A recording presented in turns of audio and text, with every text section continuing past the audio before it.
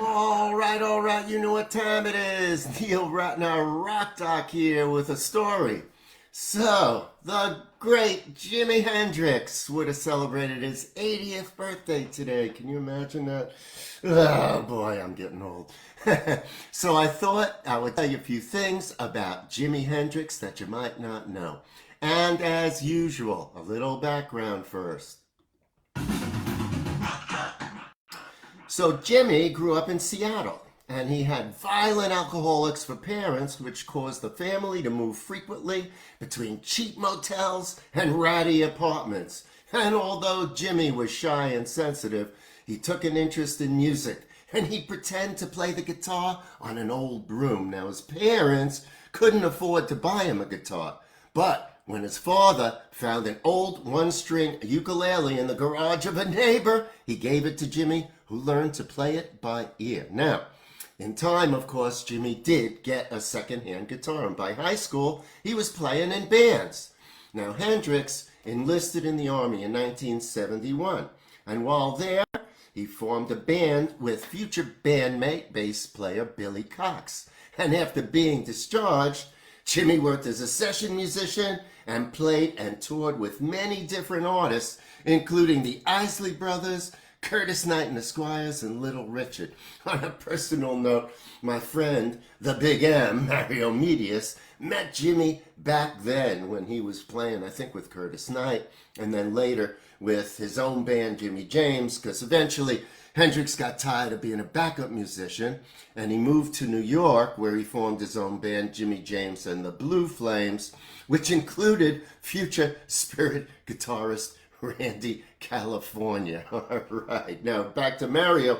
At any rate, he got friendly with Hendrix back in the day, and tells some great stories. Hopefully I'll have Mario on again at some point. At any rate, okay, so the band, Jimmy James and the Flames, was not successful, and Hendrix was barely making a living. So he rejoined Curtis Knight for a gig at New York's Cheetah Club. Now, that night, Keith Richards' girlfriend, Linda Keith, was at the Cheetah and was so impressed by Hendrix that the two became friendly. And Linda wanted to help Jimmy, and she tried to get the Rolling Stones manager, Andrew Oldham, interested in Jimmy, but to no avail.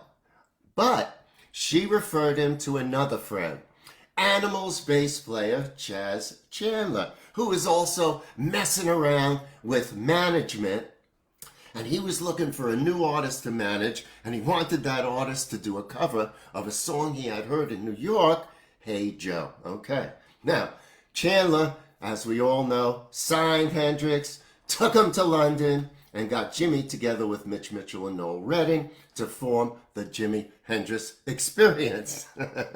And of course, Jimmy was a huge success in Great Britain.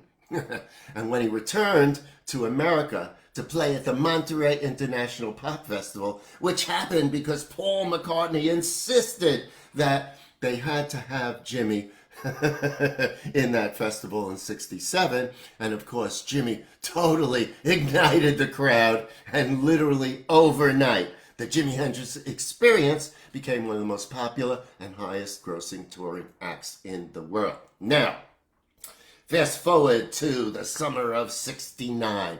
I was one of the very lucky 40,000 people or so left that Monday morning at Woodstock when Jimi Hendrix played. Now, we all stood stunned as he played his version of the Star-Spangled Banner, which of course was immortalized in the '90 documentary film Woodstock, and the 1970, I'm sorry about that, documentary film Woodstock. And of course, he became part of the '60s zeitgeist, as well as a symbol of both Woodstock and in many ways my generation. You know, it's interesting. I never got to meet Jimmy. I saw him at Woodstock. I also saw him at the Fillmore. When I lived in London and I was working with Emerson, Lake and Palmer, and I had my company, I actually rented a house from Jimmy's girlfriend. I forgot her name. Oh, well-known Linda. I don't know. I forgot what her name is, but I heard incredible stories about Jimmy from her. And then, strangely enough, when I first moved up here to Woodstock, I rented a house like diagonally across from a place that was known as the Hendrix house. Because although Jimmy had a different place, Michael Jeffries lived there, and Jimmy spent most of his time there. So a lot of connections to Hendrix. Now, Hendrix, of course, was inspired by rock and roll and electric blues, and he loved overdriven amps and high volume and gain. And he was, of course, instrumental in popularizing feedback. And Jimmy was also one of the first guitarists to make use of fuzz, wah-wah, and he was the first, as far as I know, to use stereophonic phasing effects in recording. Now, of course, Hendrix died of an accidental drug overdose at the age of 27 in September of 1970. And I want to end with something that Guitar Magazine wrote about Jimi Hendrix. He changed everything. What don't we owe to Jimi Hendrix for his monumental rebooting of guitar culture? Standards of tone, technique, gear, signal processing, rhythm playing, soloing, stage presence, chord voicings, charisma, fashion, and composition. He is guitar hero #1, and I have to agree. All right, that's my story.